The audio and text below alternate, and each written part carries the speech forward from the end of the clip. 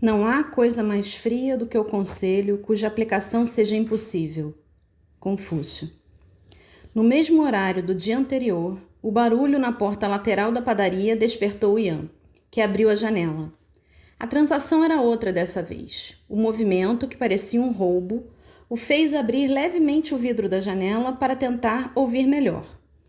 Então, ecoou a voz do padeiro, agradecendo o dinheiro recebido, e um murmúrio de alguém dentro do veículo. Uma bolsa foi entregue ao homem, pelo que Ian não teve dúvidas, era uma mão feminina. Ele franziu o senho e desceu para buscar a água quente para a higiene matinal. De que serve um livro para crianças se não tem figuras? Elizabeth perguntou a ninguém em especial, virando e revirando o volume encadernado em couro de A Toca do Coelho. Sentada ao seu lado na toalha de piquenique, a senhora Adam remexia-se claramente agoniada com o passeio intempestivo. Milady, por que estamos aqui? Hoje é sábado e não quinta-feira. Quem faz um piquenique de manhã? Ora, senhora Adam, não precisa de um dia e horários certos para piquenique. Está ensolarado, mas fresco. A grama está verde e é claro que está ensolarado. Está se aproximando o verão. Sim, perfeito para um piquenique, não? A mulher franziu o senho. E por que estamos aqui? Nunca fazemos piquenique aqui na colina. Sempre usamos o banco de madeira à beira do lago. Elizabeth pareceu enrubescer, certa de que havia sido pega no desejo de rever Ian. É claro que não pretendia que a senhora Adams a acompanhasse, mas a amiga da mãe apareceu naquela manhã durante o desjejum sem ser esperada. Vossa Graça me orientou a seguir sua rotina, principalmente agora que a senhorita Peel não está por perto. A duquesa me disse, e foi bem incisiva, que a sua saúde... Mamãe, Elizabeth soou rígida e imediatamente arrependeu-se, fechando os olhos com força para reencontrar seu equilíbrio. Mamãe não está aqui, e eu, suspirando, distraiu-se com o gato preguiçoso deitado em seu colo. A senhorita... A acompanhante instigou-a a prosseguir.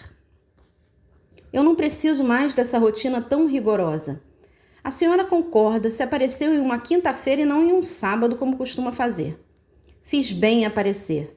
Eu soube, quando estive na modista ontem à tarde, que um estranho se aboletou na cidade e está distribuindo entorpecentes por aí. Veja que absurdo. E a sua dama incompetente, aquela senhorita Peel, deveria saber que não pode ficar meses longe esperando a irmã dar à luz. Ela tem responsabilidades, horas. A mulher a encarou, esperando que a jovem falasse alguma coisa. Mas Elizabeth soube, claro como a bela tarde, que a mãe receberia um relatório de tudo ainda naquela semana, em uma nota urgente. E tudo estaria perdido. A duquesa voltaria, Iambou contaria seja lá o que fosse e Matilde mergulharia no luto profundo mais uma vez.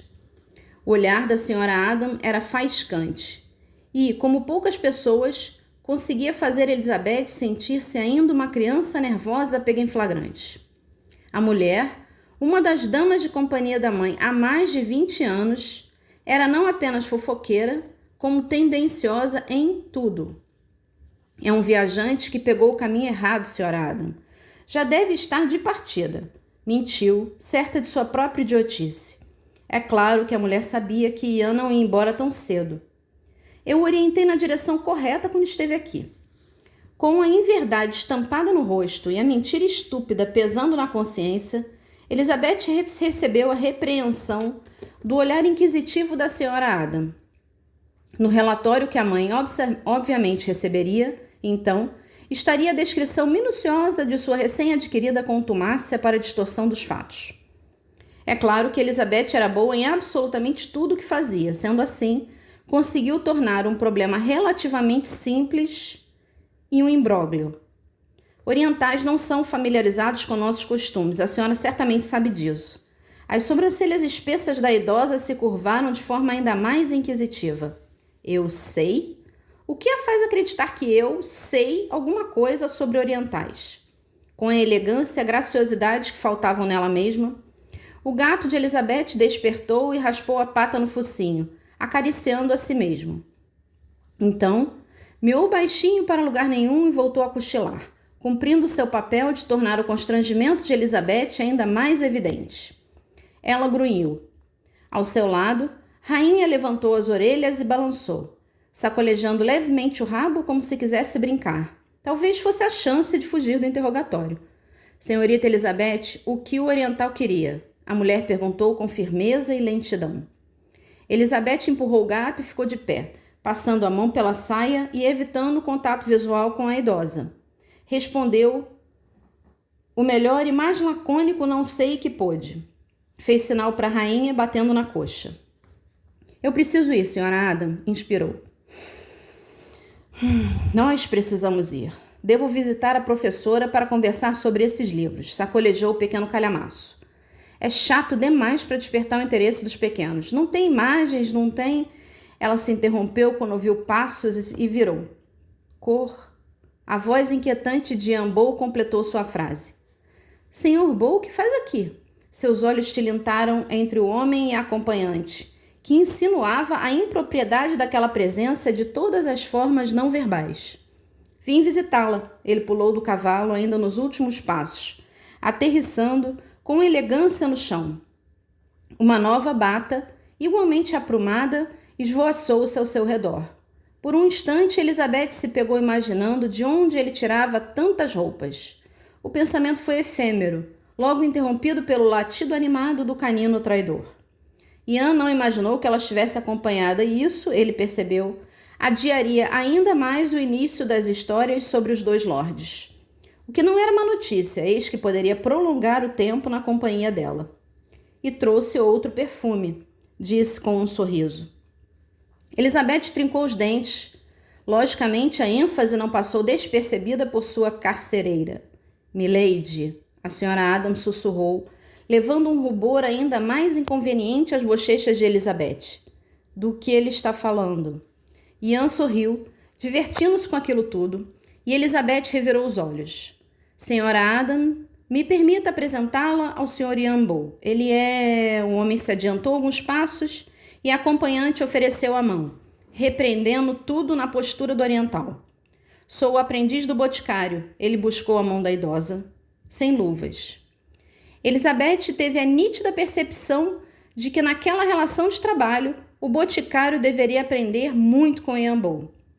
O espanto da senhora Adam foi indisfarçável, especialmente quando a aspereza das mãos calejadas de Ian e o calor das rédeas que ele segurava envolveram os dedos dela. Suas mãos são grosseiras demais para um aprendiz da botica, Sr. Bow. De onde disse que veio?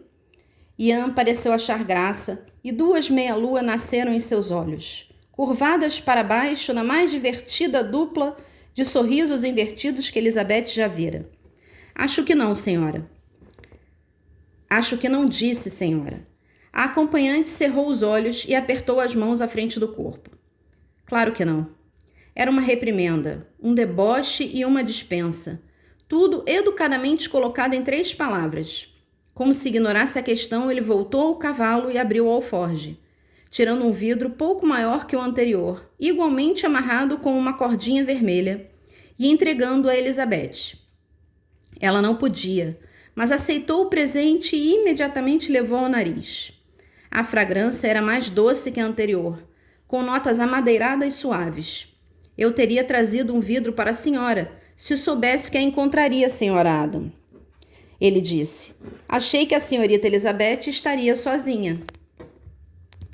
Se ela estivesse, isso só tornaria a sua presença aqui ainda mais inadequada. A mulher retrucou. E o que espera em troca desse presente tão impróprio? Ian suspirou. Nada. Gostaria da opinião da senhorita Elizabeth sobre esta fragrância. Achei que ela apreciaria. O senhor deveria parar de procurar, Sr. Bow. Tem achado demais. Ele riu imediatamente, captando a ironia do tom e achando a mulher idosa bastante inteligente. Então, Ian tirou um vidro menor da bata. A senhoria poderia fazer a gentileza de fazer essa mistura chegar às mãos do filho do oleiro? O menino está com alergias e em breve sentirá com falta de ar. Creio que ele precise desse composto e a mãe dele deixou no ar. Elizabeth quis sorrir da bondade do forasteiro, mas ficou parada. igualmente admirada daquela característica de Ambo. Sorrindo como uma pateta encantada, sentiu o arrepio quente subir pela espinha diante do escrutínio demorado dele. Ian a observou, fascinado por ela e seu rosto expressivo.